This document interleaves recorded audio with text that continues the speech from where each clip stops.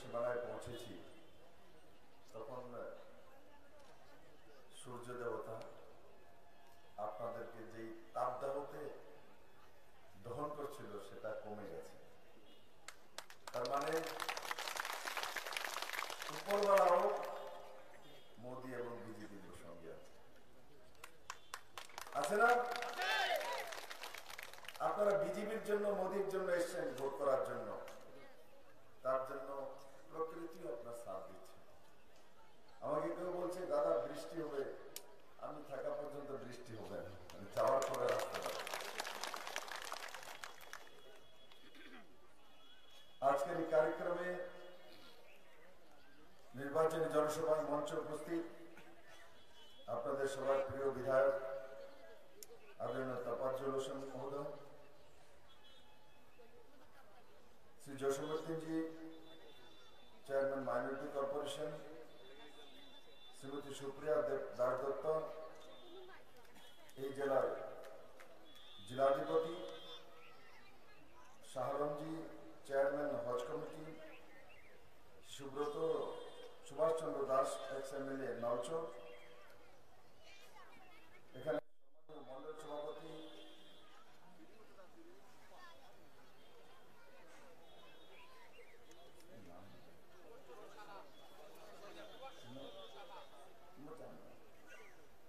मेरे लिस्ट में केमन लोग पंडित আমার সঙ্গে থাকে, মন্ডল প্রেসিডেন্ট আমি দেন मुझे मैं देख বিপ্লব দেব কোনদিন কেউ কিছু লুকায় না, আমার স্বভাব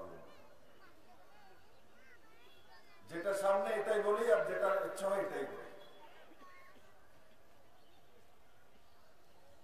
তো মন্ডল প্রেসিডেন্ট সুভাষ রায়ের নামই লিখি, আমি তো খুঁজছি সুভাষের নাম কোথায়। সুভাষের বক্তব্য ভালো দিয়েছে, তপরচন্দ্র বক্তব্য ভালো দেয়নি। আমি প্রথমবার সুভাষের বক্তব্য শুনেছি।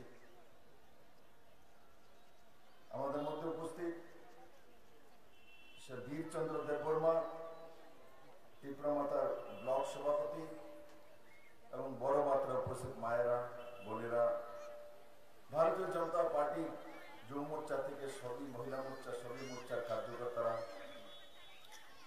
আমার এই বক্সনগর অঞ্চলে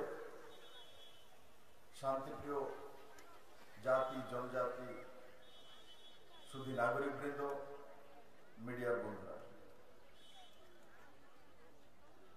বন্ধুরা 19 তারিখ ভোট হবে। ভোট বিপ্লব দেবের একটা,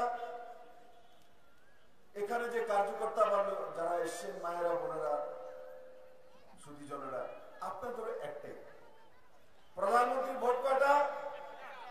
হ্যাঁ, প্রধানমন্ত্রী জানেন আপনারা প্রধানমন্ত্রীর ভোট কয়টা? সবাই অনেকে তো জানে না, সবাই বলতে প্রধানমন্ত্রীর ভোট কয়টা, রাষ্ট্রপতির ভোট কয়টা, এদিকে অনেকে হাতই তোলে না, মূর্ছা গেল। প্রধানমন্ত্রীর ভোট কয়টা, রাষ্ট্রপতির ভোট কয়টা, বিপ্লব দেবের ভোট কয়টা, বক্সনগরবাসীর ভোট কয়টা? একটা। এবার ভোটের মূল্যায়ন শিখতে হবে। কেমন? ভোট আমারও একটা, ভোট আপনারও একটা। যদি মূল্যায়ন করতে পারেন তো আপনার ভোটের মূল্য বিপ্লব দেবের মতোই হবে। যদি মূল্যায়ন করতে পারেন তো আপনার একটা ভোটের মূল্য রাষ্ট্রপতির ভোটের মতো। আর যদি না মূল্যায়ন করতে পারি তাহলে কি হয়? 25 বছরের বামফ্রন্টের সরকার। যদি না মূল্যায়ন করতে পারি তাহলে কি হয়? এই রাজ্যে জোট সরকার, যেটার ক্যাসেট বাজিয়ে 25 বছর বামফ্রন্ট ক্ষমতায় ছিল। এবার ভোট মূল্যায়নের করার পালা। নরেন্দ্র ভাই মোদীর নেতৃত্বে কেন্দ্রে তৃতীয়বারের সরকার হচ্ছে। ভারতবাসী বলে না, ইন্টারন্যাশনাল সমস্ত দেশ, সমস্ত দুনিয়াবাসী বলে। এখন 19 তারিখ এখানে যারা আছে আমি জানি এরা বিজেপির সাপোর্টার, বিজেপি করে বলে এখানে পৌঁছেছে, না হলে এখানে পৌঁছতো না। কিন্তু আমি আপনাদেরকে দায়িত্ব দিতে চাই যে এবার ভোটে একদিকে বিপ্লব দেব পদ্মফুল চিহ্নে দাঁড়িয়েছে, আর কংগ্রেস সিপিএম এর হাত চিহ্নে প্রার্থী দাঁড়িয়েছে। আপনারা বললাম কেন, আপনাদের ভোট একটাই ভোট, রাষ্ট্রপতির একটাই ভোট, প্রধানমন্ত্রী একটাই ভোট, মুখ্যমন্ত্রী একটাই ভোট, বিপ্লব দেবের একটাই ভোট, তোফাজ্জল হোসেনের আপনাদেরও একটা ভোট, বক্সনগরবাসীরও প্রত্যেকের একটা ভোটই হয়। আমি আজকে ভোট মূল্যায়ন করার জন্য বলবো, যদি পদ্ম বলে ছাপ দেন, যদি বিপ্লব দেবকে ভোট দেন, তো প্রধানমন্ত্রী তৈরি করবেন। আর যদি ভাত চিহ্নে ছাপ দেন বক্সনগরবাসী, তো জামানত জব্দের সঙ্গে থাকবেন। এবার চিন্তা করুন, জামানত জব্দে হওয়ার জন্য থাকবেন না দেশের প্রধানমন্ত্রী বানানোর জন্য থাকবেন? আমি ভারতীয় জনতা পার্টির প্রত্যেকটি কার্যকর্তাকে বলি, কালকে মাননীয় প্রধানমন্ত্রী নরেন্দ্র ভাই মোদী জামানত জব্দ করার জন্য ভোট দেবেন, জামানত জব্দ হওয়ার জন্য ভোট দেবেন, নিজের মান ইজ্জত ডুবানোর জন্য ভোট দেবেন, না দেশের প্রধানমন্ত্রী নির্মাণের জন্য ভোট করবেন? সেই জায়গায় বক্সনগরবাসীকে চিন্তা করতে হবে। আর কংগ্রেস সিপিএম এদের বিষয়ে এখন আর বলার মতো আমার কাছে কোনো কিছু নেই। ত্রিপুরার মানুষ কংগ্রেস সিপিএম এর বিষয়ে জানে। আমি অতটাই বলবো যে ত্রিপুরার রাজনীতিতে 2015 সাল থেকে আমি কাজ করা শুরু করেছি, এখনো ত্রিপুরা রাজনীতিতে কাজ করি। আমি আপনাদেরকে একটা কথাই বলবো যে এবারে নির্বাচনে কংগ্রেস কমিউনিস্টকে শেষ করার নির্বাচন নয়। ত্রিপুরাতে যারা 50 বছর যাবৎ রাজনীতির খেলা খেলে স্বার্থান্বেষী মানসিকতার সঙ্গে ব্যক্তি স্বার্থ, পার্টির স্বার্থের কাজ করেছে, তাদেরকে সবক শেখানোর ইলেকশন এবার লোকসভা ইলেকশন। আর এই ইলেকশনে ভোট করতে হবে। যদি কেউ ভাবে 70%, 80% ভোট করব, সেই জায়গা না যাওয়া, 95% ভোট করা আর দেখিয়ে দেওয়া এই কংগ্রেস সিপিএম নামধারী যারা ছিল এরা ত্রিপুরার ডেভেলপমেন্ট কি করেছে। কংগ্রেসের যেটা লাস্ট কার্যকাল ছিল, সবচেয়ে ভয়াবহ কার্যকাল ছিল, সেই কালে মেয়েরা ঘর থেকে বেরোতে পারতো না, মানুষের মান ইজ্জত ছিল না। আর সিপিএম এর কথা বলতে লাভ নেই। সিপিএম তার পার্টি পিস তৈরি করা, ক্যাডার তৈরি করা, ক্যাডারদের জন্য কমিশন তৈরি করা, আর মানুষের কাছ থেকে চাঁদা নেওয়া, এর বাইরে সিপিএম কোনো কিছু করেনি। মেরে আজকে বেলুয়ারচর থেকে যে রোড হচ্ছে, বক্সনগরবাসী 12,000 লোকের যে চলার রাস্তা হচ্ছে, কোন কমিউনিস্টের সময় তো সেই রাস্তা তৈরি হয়নি। বেলুয়ারচরের এই 12 কোটি টাকার রাস্তা কে তৈরি করে দিচ্ছে বক্সনগরে? কই ছিল কমিউনিস্টের সরকার? কেন তৈরি করেনি? কেন বক্সনগরবাসী সেই রাস্তা হাঁটতে পারলো না? আজকে এতগুলি গ্রাম কেন বিচ্ছিন্ন ছিল? সেই রাস্তার যে টেন্ডার, তার ব্যবস্থা বিপ্লব দেব ভারতীয় জনতা পার্টি সরকার আর মানিক সাহা ভারতীয় জনতা পার্টির মুখ্যমন্ত্রীরা করে দিয়েছে। মেরে মিত্র, সিপিএম কত বছর যাবত তার সমস্যা ছিল, সিপিএম করেছে। তার সমাধান 12 কোটি টাকা লাগতো, এর বেশি লাগে না। কিন্তু সিপিএম জানে যত বেশি বক্সনগরের মানুষকে অসুখে রাখা যাবে, যত বেশি প্রবলেমে রাখা যাবে, তত বেশি তাদের কাছ থেকে ভোট নেওয়া যাবে। ভোট ব্যাংক পলিটিক্স, এর বাইরে কমিউনিস্ট কিচ্ছু করে নিলে ভিতর। তাই আমি বক্সনগরবাসীকে বলবো যে আপনারা এই বিগত দিনে কংগ্রেস সিপিএম এর যে রাজনৈতিক খেলের নামে ত্রিপুরার মানুষকে হয়রানি করা, ত্রিপুরার মানুষকে বেবুকুফ বানানোর কাজ যে করেছে, তার কারণ হচ্ছে ত্রিপুরাতে নেতৃত্বের অভাব ছিল, নেতৃত্বের অভাব ছিল। আর এই কমিউনিস্টদেরকে হারাতে পারছিল না কংগ্রেসের নেতৃত্ব। তার কারণ কি? যে কমিউনিস্ট মাত্র 6 বছরের মধ্যে কংগ্রেসের হাত মেশিনে ভোট দেওয়ার জন্য তৈরি হয়ে গেছে। এই কমিউনিস্টের রাজত্বকালে এই কংগ্রেসী নেতৃত্ব ত্রিপুরাতে ছিল, এরা কোনোদিন এই কমিউনিস্টকে হারাতে পারেনি। তার কারণ এরা সবসময় কমিউনিস্টের বি টিমে ছিল, তাদের কাছ থেকে সুবিধা নিত, তাদের কাছ থেকে জমি নিত, তাদের কাছ থেকে চাকরি নিত, তাদের কাছ থেকে পিডব্লিউডি ঠিকাদারি নিত, কন্ট্রাক্টরি নিত। তার জন্য এরা কোনোদিনই কমিউনিস্ট মুক্ত ত্রিপুরা বানাতে পারেনি।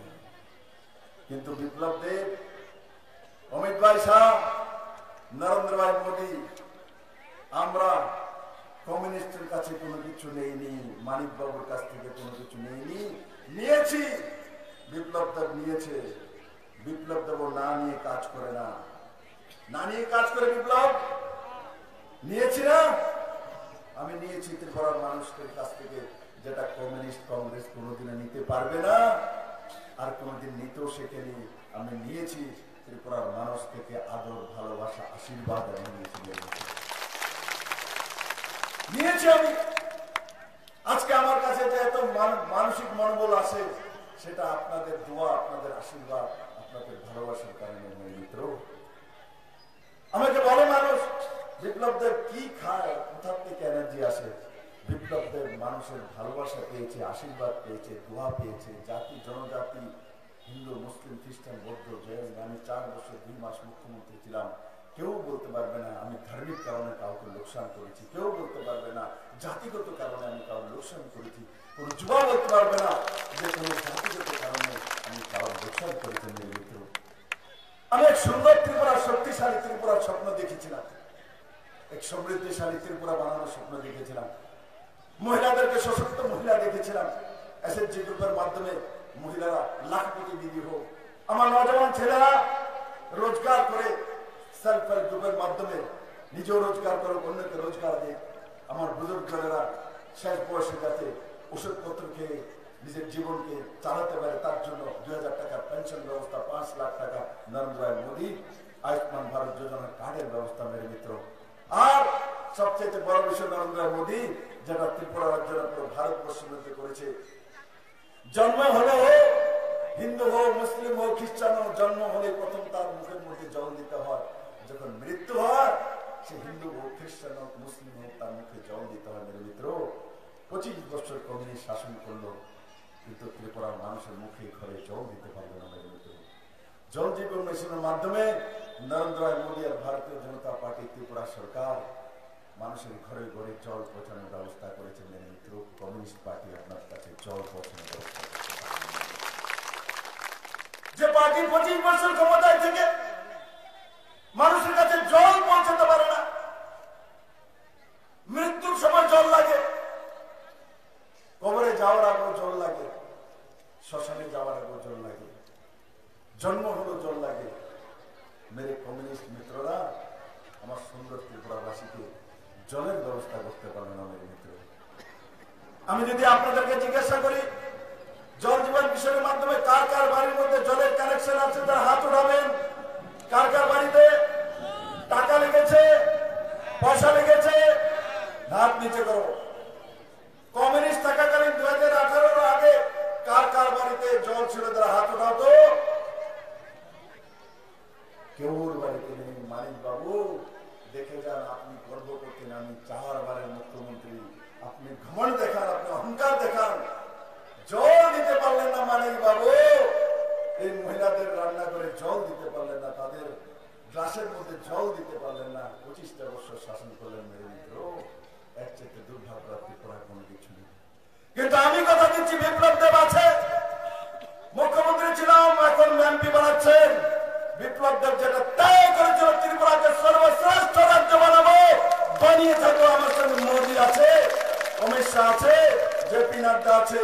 ত্রিপুরা নিশ্চিত সর্বশ্রেষ্ঠ রাজ্য হবে। কারণ কি, কালকে অমিত শাহ এসছেন, তোমার কাছে বলছেন ত্রিপুরাকে সমৃদ্ধিশালী রাজ্য আমি বানাবো। মেরে মিত্র, তাই আমি আশা করি সমস্ত বক্সনগরবাসী, আজকে আমি এখান থেকে যাওয়ার পর প্রত্যেকটি বাড়িতে যাওয়া, আর প্রত্যেকটি বাড়িতে গিয়ে বলা যে ভোট আমাদের একটা ভোট, রাষ্ট্রপতির একটা ভোট, প্রধানমন্ত্রীর একটা ভোট, বিপ্লব দেবের একটা ভোট, মুখ্যমন্ত্রীর একটা ভোট, তপজ্জনের একটা ভোট, আমাদের একটা ভোট।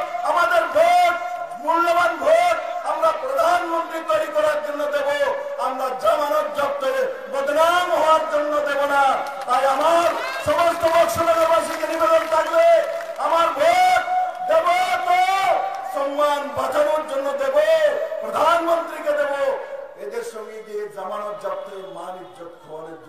ভোট করব না। পারবেন? পারবেন যেটা বলেছি আমি? গ্রামে গিয়ে পারবেন? হাত তুলেন তো, কে কে পারবে? তোমরা পারতা না উপরে বেরিয়েছো, আমাদের উপরে টেকে সুগা আমরা যাই না উপরে, এক করে ছাড়তাম না উপরে। এদিকে যারা রাস্তার বাইরে দাঁড়িয়ে আছে বাউন্ডারির বাইরে পারবো? পারবেন? সবাই পারবে। দেখো तवज्जो, देखो तुम्हारा बक्सनगर कितना सुंदर है। ये बक्सनगर वासी के देखे जाओ मालिक बाबूरा, এই বক্সনগর বাসী আপনাকে 19 এপ্রিল দেখাবে। বক্সনগর বাসী রেকর্ড করবে। तवज्जो, তোমার রেকর্ড ভেঙে মোদির জন্য রেকর্ড তৈরি করে ও বক্সনগর বাসী নিজের ভোটের সহি জবাব দেবে। তাই আমি এই বক্সনগর সমস্ত ভারতীয় জনতা পার্টির কার্যকর্তা এবং নাগরিকদেরকে বলি, বন্ধু ভালোবাসা আমাকে দিয়েছেন, ইজ্জত আমাকে দিয়েছেন, আশীর্বাদ আমাকে দিয়েছেন, দোয়া আমাকে দিয়েছেন। আপনারা বিপ্লবদের কাছ থেকে সমহারে দ্বিগুণে তা পাবেন, তার গ্যারান্টি বিপ্লবদের মোদী, নরেন্দ্র মোদী আপনারা। তাই মেরে মিত্র, আমি আপনাদেরকে বলতে চাই, আগামী 17 এপ্রিল নরেন্দ্র মোদী আস্তমান ময়দানে আসছে। কে কে যাওয়ার ইচ্ছা তারা হাত উঠাও তো, নিচে করো। কার কার যাওয়ার ইচ্ছা নেই হাত তোলো। কে কে যাইতো না তো সবাই বলো। তারপর চলে দেখো, ভিডিও করো। আমি কালকে দেখলাম সব গেছে দিকে, আর কালকে যদি না যায় তো দেখ নাম না একটা করতে হবে।